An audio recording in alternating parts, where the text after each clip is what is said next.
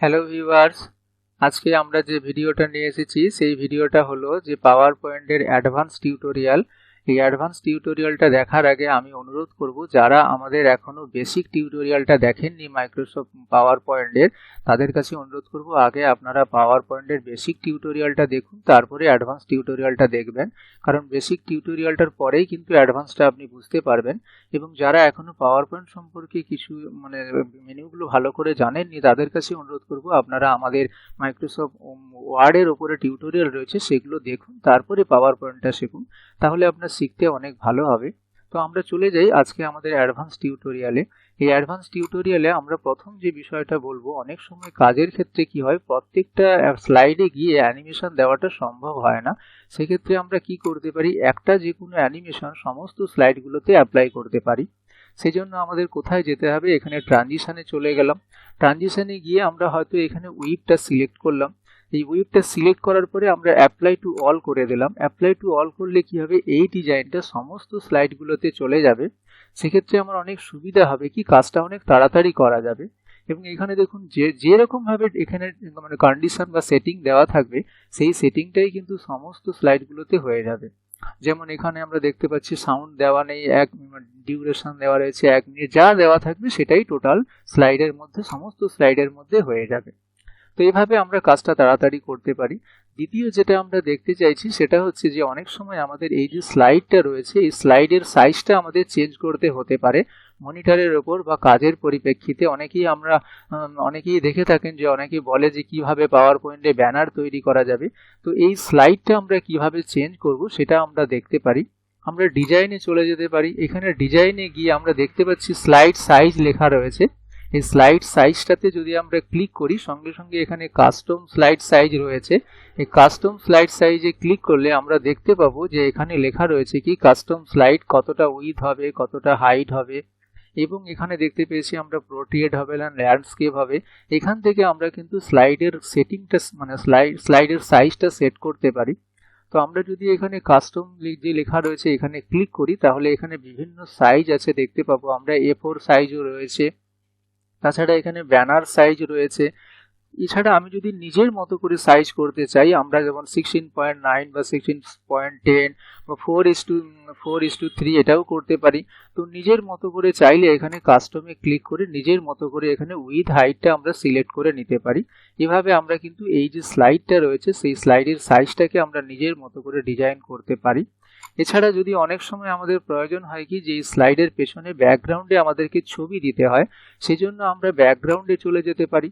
ব্যাকগ্রাউন্ডে গিয়ে আমি আপনাদের দেখিয়েছি যে কিভাবে আমরা এই যে gradient colour mixed colour use করতে পারি। এবং সেই মিক্সড কালারগুলো ইউজ করতে গেলে আমাদের কিভাবে এখানে মিক্সড করতে হয়, রঙগুলোকে মিক্সড করতে হয়। সেক্ষেত্রে আমরা 4টে রং আছে, যদি প্রয়োজন হয় আমি রংটাকে কমিয়েও দিতে পারি। এখানে ক্লিক করলে রঙগুলো কমে যাবে। 2টো রঙও হতে পারে, এখানে ক্লিক করে রং চেঞ্জ করা যায়, আবার অ্যাড করলে অ্যাডও করা যায়। এভাবে আপনারা অনেকগুলো কালার মিক্সড করতে পারেন। কিন্তু অনেক সময় কি হয়, আমরা চাইছি যে আমাদের নিজেদের কিছু ছবি এই স্লাইডের পেছন দিকে দেব। সেই জন্য কি হচ্ছে, ব্যাকগ্রাউন্ডে যদি ছবি দিতে চাই তাহলে আমরা পিকচার সিলেক্ট করব। পিকচার সিলেক্ট করার পরে এখানে আমরা দেখতে পাচ্ছি ফাইল লেখা রয়েছে। আমরা জানি এখানে ক্লিক করলে বিভিন্ন মডেল বা বিভিন্ন ডিজাইন চলে আসে। এটা আমরা চাইছি না, আমরা চাইছি আমাদের নিজেদের ফাইল ব্যবহার করব। সেজন্য আমরা ফাইলে ক্লিক করব। ফাইলে ক্লিক করার পরে আমরা যে ছবিটা দিতে চাইছি সেই ছবিটা যেখানে রয়েছে, যেমন আমাদের ই ড্রাইভে এখানে ফটো পাওয়ার পয়েন্টের ভিতরে ছবিগুলো আছে, আমরা চাইছি যে এই ছবিটা আমরা ব্যবহার করব, সেইটাকে ক্লিক করব। হয়তো আপনাদের কম্পিউটারে এই ছবিগুলো থাকবে না, যে ছবিগুলো আপনাদের কম্পিউটারে থাকবে আপনি যে ছবিটা চান সেই ছবিটা সিলেক্ট করবেন। সিলেক্ট করার পরে ইনসার্ট করবেন। ইনসার্ট করলে কিন্তু ছবিটা দেখা যাবে যে ব্যাকগ্রাউন্ডে চলে আসবে। এবারে ব্যাকগ্রাউন্ডে ছবিটা আসার পরে এই উপরে দেখতে পাবেন এই ডিজাইনগুলো চলে এসেছে। এখান থেকে কিন্তু আপনি এই ছবিটার আবার অনেক রকম মডেল তৈরি করতে পারেন। যেরকম দেখুন, আপনি যদি এইখানে ক্লিক করেন তাহলে এখানে কিন্তু রয়েছে কি আর্টিস্টিক ইফেক্ট রয়েছে, এখানে ক্লিক করতে পারেন। ক্লিক করার পরে এখানে বিভিন্ন মডেল রয়েছে। আপনি যদি চান এরকম ভাবে কালো ব্ল্যাক দেবেন তো ব্ল্যাকে ক্লিক করতে পারেন। এর পেছনটা দেখবেন আস্তে আস্তে ব্ল্যাক হয়ে গেল রঙিনটা, এবং তারও অনেকগুলো মডেল রয়েছে। এটা ব্ল্যাক এন্ড হোয়াইট হয়ে গেল। এই ব্ল্যাক এন্ড হোয়াইটটা হয়ে যাওয়ার পরে এটারও আবার অনেকগুলো মডেল এখানে রয়েছে। এখানে যদি আপনি ক্লিক করেন, এখান থেকেও আপনি আরো পিকচার কালারে ক্লিক করলে অনেকগুলো মডেল আপনি দেখতে পাবেন। যেমন ধরুন এখানে পিকচার কালার রয়েছে, এখানে যদি ক্লিক করা যায় তাহলে সেখান থেকে যে রিকালারে লেখা রয়েছে, রিকালারে যদি যান কিংবা যদি আপনি প্রিসেটে যান, এগুলো প্রত্যেকটাতে গেলে কিন্তু এই পেছনের ডিজাইনটা আরো নতুন নতুন ভাবে তৈরি করা যাবে। যেমন আমি যদি এখন গ্রিন করতে চাই, তো গ্রিনে ক্লিক করলে এটা গ্রিন কালারের মতো হয়ে যাবে। তো এরকম ভাবে আমরা যদি চাই যে স্লাইডের পেছন দিকে আমরা আমাদের নিজেদের কিছু ছবি ব্যবহার করব, তাহলে আমরা ব্যবহার করতে পারি। এখানে আমরা ব্যাকগ্রাউন্ড পিকচারে গিয়ে, তো যারা যারা 2013 বা 16 বা 19 ব্যবহার করছেন তারা কিন্তু এই ছবিগুলো দেখতে পাবেন, কিন্তু যারা 2007 বা 10 ব্যবহার করেন তারা এই ছবিগুলো দেখতে পাবেন না। কিন্তু এটা যদি আমরা শুধুমাত্র পিকচার করি সেক্ষেত্রেই আমরা এই ছবিগুলো দেখতে পাবো, গ্রেডিয়েন্ট করলে কিন্তু এইগুলো আসে না। তো এইভাবে আমরা কি করতে পারি, স্লাইডের পেছন দিকে আমরা আমাদের নিজেদের ছবিটাকে ব্যবহার করতে পারি। এরপরে আমরা যদি চাই যে কোনো একটা স্লাইডকে, যতগুলো স্লাইড রয়েছে সেই স্লাইডগুলো আমি দেখবো না, আমি হয়তো চাইছি শুধুমাত্র এ দেখতে চাই এবং এ বি সি এই তিনটি স্লাইডকে আমি স্লাইড শো করতে চাই।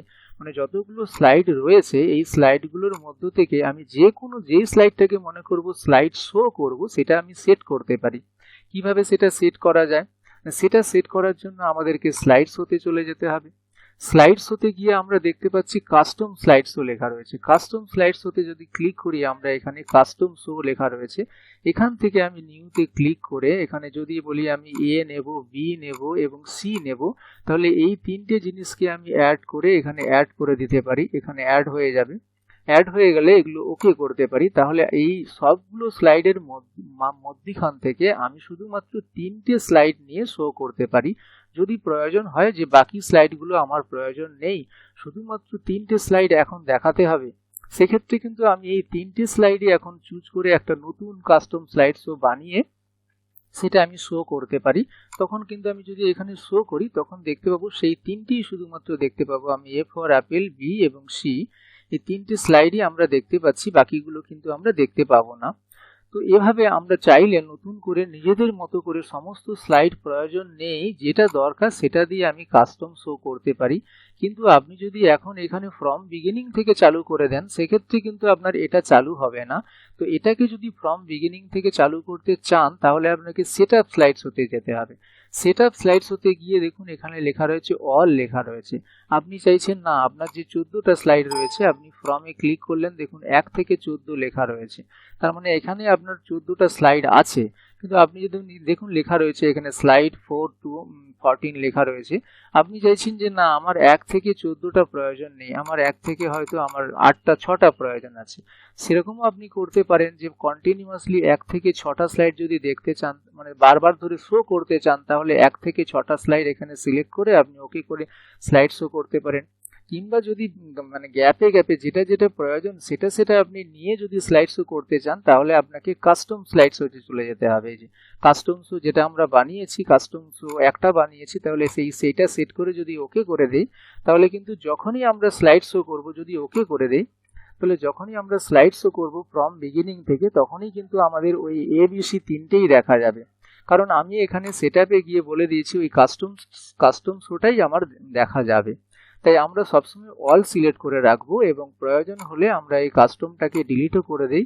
যদি কাজের প্রয়োজন হয় তখন আমরা এরকম ভাবে বানাতে পারি। সাধারণত কি হয় যে টোটাল পুরো প্রজেক্টটা হয়তো আপনি কোনো কন্ট্রাক্টর কিংবা কোনো কোম্পানির রিপ্রেজেন্টেটিভ করতে যাবেন, কিংবা কোনো একটা প্রজেক্ট নিয়ে আপনি সমস্ত প্রজেক্টটা সব জায়গায় বলবেন না, আপনার বিভিন্ন বসকে বিভিন্নভাবে বলতে হবে। সেক্ষেত্রে আপনি টোটাল প্রজেক্টটা এখানে স্লাইড করে বানিয়ে নিলেন, তারপরে যেটা যেটা প্রয়োজন আছে সেইটা আপনি এখানে কাস্টম স্লাইড শো থেকে গিয়ে বানাতে পারেন। কিংবা আপনি যখন সেট আপ স্লাইড শোতে যাবেন সেই সেট আপ স্লাইড শোতে গিয়ে এখান দিয়ে সিলেক্ট করে নিতে পারেন, তারপরে সেটাকে আপনি দেখাতে পারেন। এছাড়াও এখানে আমরা দেখতে পাই সেটআপ স্লাইডস হতে গিয়ে যখন লেখা আছে শো উইদাউট অ্যানিমেশন, অনেক সময় অনেক অ্যানিমেশন দেওয়া থাকে কিন্তু অ্যানিমেশনগুলো চললে টাইম অনেক লেগে যায়। যদি আমরা সেই অ্যানিমেশনটা দেখাতে না চাই তাহলে আমরা শো উইদাউট অ্যানিমেশনে যদি ক্লিক করে দিই তাহলে কিন্তু অনেক সময় আমাদের অ্যানিমেশন হবে না। এদিকে আপনাদের লক্ষ্য রাখতে হবে, যদি যেন ভুলেও কখনো এইটা না ক্লিক করা হয়ে যায় তাহলে কিন্তু আপনার অ্যানিমেশনগুলো আপনি দেখতে পাবেন না। স্লাইড শো হবে কিন্তু অ্যানিমেশনগুলো হবে না এখানে যদি ক্লিক করা থাকে। সেক্ষেত্রে আমাদের এইটা লক্ষ্য রাখতে হবে। আর লুপ করা হয়েছে কারণ অ্যানিমেশনটা শেষ হলে, মানে 14 নম্বর স্লাইড শেষ হলে আবার 1 নম্বর চালু হয়ে যাবে, তাই এখানে লুপ লেখা রয়েছে। তো আমরা এইভাবে কি করতে পারি, আমাদের যে স্লাইড শোটা রয়েছে সেই স্লাইড শোটাকে নিজের মতো করে চালাতে পারি। আবার অনেক সময় এরকমও প্রয়োজন হয় যে আমি হাইড করে দিতে পারি। এখানে হাইড স্লাইড রয়েছে, যেমন 3 নম্বরটা রয়েছে, আমি 3 নম্বর স্লাইডটাকে হয়তো হাইড করে দিলাম।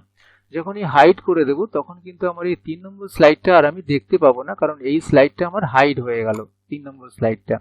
তো এরকম আমি যদি চাই যে যদি যখন শো করব তখন কিন্তু আর 3 নম্বরটা দেখা যাবে না, এখানে হাইড হয়ে রয়েছে এই যে 3 নম্বর স্লাইডটা। আমার 2 এর পরে কিন্তু 3 হবে না, 2 এর পরে 4 স্লাইডটা চলে আসবে। এরভাবে আমরা কিন্তু আবার সেটাকে যদি ক্লিক করে দিই তাহলে সেটা আনহাইড হয়ে যাবে, সেই স্লাইডটা আবার চালু হয়ে যাবে। তো এরকম আমাদের স্লাইড শোটাকে আমরা বিভিন্ন মডেলে মানে বিভিন্ন ভাবে আমরা তৈরি করতে পারি, আনহাইড করতে পারি, সাজিয়ে নিতে পারি, দিয়ে আমরা দেখতে পারি। যেরকম আমরা ব্যাকগ্রাউন্ডে ছবি দিতে পারলাম, ব্যাকগ্রাউন্ড এই যে স্লাইডটার সাইজ ঠিক করতে পারলাম, সেরকম ভাবে আমরা স্লাইড শোটাকেও নিজের মতো করে চালাতে পারি। এরপরে আমরা যেটা চলে যাব সেটা হচ্ছে যে যদি কখনো আমাদের এই স্লাইডের মধ্যে কোনো অ্যানিমেশন দিতে হয়, যেমন আমরা স্লাইডের ট্রানজিশন দিয়েছি, এই ট্রানজিশন মানে একটা স্লাইড থেকে যখন আরেকটা স্লাইডে আসব তখন কিভাবে অ্যানিমেশনটা হবে সেটাকে আমরা ট্রানজিশন বলছি। স্লাইডের মধ্যে যাওয়াকে বলছে ট্রানজিশন টু দ্য স্লাইড। কিন্তু যখন স্লাইডের ভেতরে যে অবজেক্টগুলো রয়েছে, যেমন এখানে আমি অ্যাপেল লেখা রয়েছে, এই অ্যাপেল লেখাটাকে যদি আমি ঘোরাতে চাই বা কিছু অ্যানিমেশন করতে চাই তাহলে আমাকে অবজেক্ট মানে এই স্লাইডের ভেতরের বিষয়গুলো নিয়ে অ্যানিমেশনটা করব। সেই জন্য আমি এটাকে সিলেক্ট করলাম, সিলেক্ট করার পরে কোথায় চলে যাব, অ্যানিমেশন মেনুতে যাব। এই অ্যানিমেশন মেনুতে যাওয়ার পরে এখানে আমি দেখতে পাচ্ছি অ্যাড অ্যানিমেশন লেখা রয়েছে। তো এই অ্যাড অ্যানিমেশনে ক্লিক করার সঙ্গে সঙ্গে আমি দেখতে পাবো এই অ্যানিমেশনগুলোকে 4 রকম ভাগে ভাগ করা হয়েছে। একটা বলা হয়েছে এন্ট্রান্স, মানে ধরুন হয়তো কোনো একটা জিনিস হয়তো ড্যান্স করছে বা নাচ করছে, তাহলে ও নাচতে নাচতে স্টেজে আসবে, সেটাকে বলা হচ্ছে এন্ট্রান্স, মানে স্লাইডে প্রবেশ করবে যে অ্যানিমেশনটা দেব। এবার ধরুন স্লাইডের মধ্যেই হয়তো নাচছে, তাহলে তাকে বলা হচ্ছে এমফাসিস বলা হচ্ছে। এবার ধরুন স্লাইড থেকে সে হয়তো নাচতে নাচতে বেরিয়ে যাচ্ছে, তাকে এক্সিট বলা হচ্ছে। এবারে এই যে অ্যানিমেশনগুলো আছে এরা কি হয়েছে, মেশিন যেভাবে সেট করে দিয়েছে সেরকম করবে। কিন্তু আমি যদি আমার পথে আমার দেখানো রাস্তাতে যদি অ্যানিমেশন করাতে চাই তাহলে সেটাকে মোশন অ্যানিমেশন বলেছে। তো এদেরই বিভিন্ন রকম মডেল রয়েছে এই জায়গাগুলোতে। তো আমরা এখন চাইছি যে মোরে চলে গেলাম, মোর ইফেক্টে ক্লিক করলাম, মোর ইফেক্ট চলে এসছে। এখানে এই মাথাটা ধরে আমি এটাকে সরাতে পারি, এদিকে সরিয়ে নিলাম। এবারে আমি চাইছি যে আমার এই অ্যাপেল লেখাটা উপর থেকে বাউন্স করুক, মানে আমার কাছে হয়তো লেখাটা আস্তে আস্তে করে বাউন্সে ক্লিক করলাম, দেখুন লেখাটা বাউন্স করে আসছে। এবারে এটা আমি ওকে করে দিলাম। ওকে করে দেওয়ার সঙ্গে সঙ্গে আমার এই অ্যানিমেশন প্যান যেটা রয়েছে, এই অ্যানিমেশন প্যানটা ক্লিক করলে আমরা সাইডে দেখতে পাবো এখানে অ্যানিমেশন প্যানটা চালু হয়েছে। এখানে কি দেওয়া হয়েছে, মাউসটা নিয়ে গেলেই দেখাচ্ছে যে বাউন্স দেওয়া হয়েছে বলে। তো বাকি অ্যানিমেশনগুলো আমাদের দেওয়া ছিল আগে থেকে, এগুলো যদি চাই যে আমি এইগুলোকে রাখবো না তাহলে এই অ্যানিমেশনগুলোকে কিন্তু আমি ডিলিট করে দিতে পারি। আমি এটাকে যটা অ্যানিমেশন দেওয়া হবে সেখানে কিন্তু যে বিষয়টার উপরে যটা অ্যানিমেশন দেওয়া হবে সেটা কিন্তু লেখা থাকবে। যেমন এর উপরে একটা অ্যানিমেশন দেওয়া রয়েছে, এবারে যদি অ্যাপেলের উপরে একটা অ্যানিমেশন দেওয়া রয়েছে, তো অ্যানিমেশনগুলোকে আমি ক্লিক করে দিতে পারি। তো এই অ্যানিমেশনটা এখানে লেখা রয়েছে, এই অ্যানিমেশনটা কেমন হবে, স্পিড হবে না স্লো হবে না আস্তে আস্তে হবে, সেটা কিন্তু ইফেক্ট অপশানে যেতে পারি। এই ইফেক্ট অপশানে গিয়ে যদি ক্লিক করি তাহলে আমরা এই অ্যানিমেশনটার উপরে আরো অনেক কিছু দেখতে পাবো যে কোনো সাউন্ড দেবো কিনা। ক্লিক করলে এখানে অনেক সাউন্ড বেরোবে, আপনারা দেখেছেন আমাদের প্রথম ভিডিওতে কিভাবে আমরা সাউন্ড অ্যাড করতে পেরেছি। তো এখানে আমরা সাউন্ড অ্যাড করতে পারি। এছাড়া কতক্ষণ ধরে হবে, এখানে লেখা রয়েছে এই যে আপেল কথাটা অ্যানিমেশন হবে সেটা কেমন হবে, একসঙ্গে হবে নাকি একটা একটা ওয়ার্ড অনুযায়ী হবে নাকি একটা একটা লেটার অনুযায়ী হবে, সেটাও কিন্তু এখান থেকে আমরা সিলেক্ট করে দিতে পারি যে কিভাবে আমরা সেটা সেট করব। এরপরে আমরা এখানে ওকে করে দিলে সেভাবে সেট হয়ে যাবে। মানে আমরা যে অ্যানিমেশনটা দিলাম, অ্যানিমেশনে গেলাম, এখানে আমরা বাউন্স অ্যানিমেশন দিয়েছি, এই বাউন্স অ্যানিমেশনটাকেও আবার আমি আমার নিজের মতো করে কাস্টম করতে পারি। তার জন্য সাইডে ক্লিক করে আমাকে ইফেক্ট অপশানে যেতে হবে। এবারে আমার এই আপেল অপশনটা যেটা হয়েছে এটা আমি একটা দিয়েছি, যদি চাই আমি এর উপরে আরো অ্যানিমেশন আমি দিতে পারি। অ্যাড অ্যানিমেশনে গেলাম, গিয়ে হয়তো মনে হলো যে আমি আরো একটা অ্যানিমেশন দেব, তো আরেকটা অ্যানিমেশন এখানে দিতে পারি। আপনারা এই অ্যানিমেশনগুলো দিয়ে দিয়ে দেখবেন বিভিন্ন রকম অ্যানিমেশন এখানে রয়েছে, সেই অ্যানিমেশনগুলো আপনারা ইউজ করতে পারেন। এবারে অ্যানিমেশনটা দেওয়ার পরে কেমন দেখতে হবে সেটা দেখার জন্য এখানে প্রিভিউতে ক্লিক করতে পারেন। দেখুন প্রিভিউতে ক্লিক করলে অ্যানিমেশনটা কেমন হবে ও এখানে দেখাচ্ছে যে আস্তে হবে কি জোরে হবে, সঙ্গে সঙ্গে প্রত্যেকটা স্লাইডে গিয়ে আমরা অ্যানিমেশনগুলো দেখব। সেটাকে আমরা বলছি যে মোশন, আমরা মোশন পাথ বলেছি। অ্যানিমেশনে গিয়ে আমরা মোশন পাথে গেলে সেই অ্যানিমেশনটা বানাতে পারবো। তো আপনারা আশা করি আমাদের ভিডিও টিউটোরিয়ালটা দেখলেন এবং